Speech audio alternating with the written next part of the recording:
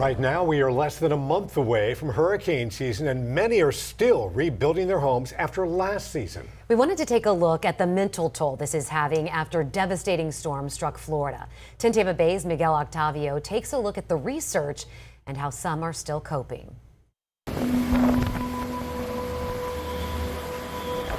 It's the panic after the storm. It's just too much. It's just... Survivors losing nearly everything in hours.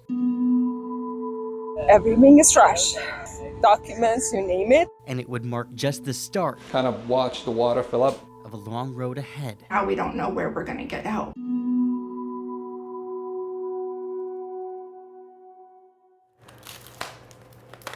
Turning a new page in her life. Yeah, this is the damage. Proves to be more challenging for Marilyn Menendez Arnett. A lot of them were ruined, as you can see. These images barely paint a picture of her pain after Hurricane Milton. I'll never be whole again, but I'd like something at least compared. The floors and walls are still a construction zone after her home flooded. So here, there's not much. Let me look here. The bathroom work still not done. The to-do list to rebuild never ends. So I did away with the linen closet, and this is the master bedroom. Marilyn's bedroom still empty. It's the one spot that fills her most with grief. When my husband died, I didn't even sleep in here for a year. Her late husband died nearly 2 years ago. I was so hurt before this, but now I'm devastated. I mean, grief is a long time. It never goes away, but it's been compounded. She's not alone months after the storms.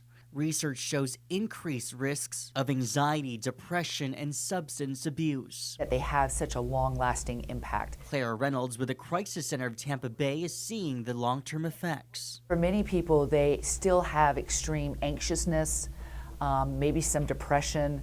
Some folks are still really worried about their personal property. You know, am I going to be able to live in my house? But the effects can be permanent. One study found suicide rates jumped by 26% in the first year after a hurricane. A Tampa Bay Times report uncovered 6 adults took their lives in the aftermath of Hurricane Ian. Areas that were absolutely devastated were, in many cases, individuals who never saw themselves needing to reach out and ask for help. For Marilyn, familiarity brings comfort, like playing with her old motorcycle or dreaming of cooking in the kitchen before it got destroyed. Where you're standing used to be a galley kitchen. Above all, though, it's faith. Her husband is watching over her and that she'll be home again. I hope to be home before the day I lost my husband, and that way I can mourn here in peace. You are my happily ever after. While Marilyn says she won't be whole again, returning home would help. I just want what I had. Only then, perhaps, she can begin to heal. It's got to be better than this. In Tampa, Miguel Octavio, 10 Tampa Bay. And keep in mind, if you or anyone you know is in need of help, you can contact the Crisis Center of Tampa Bay at 211.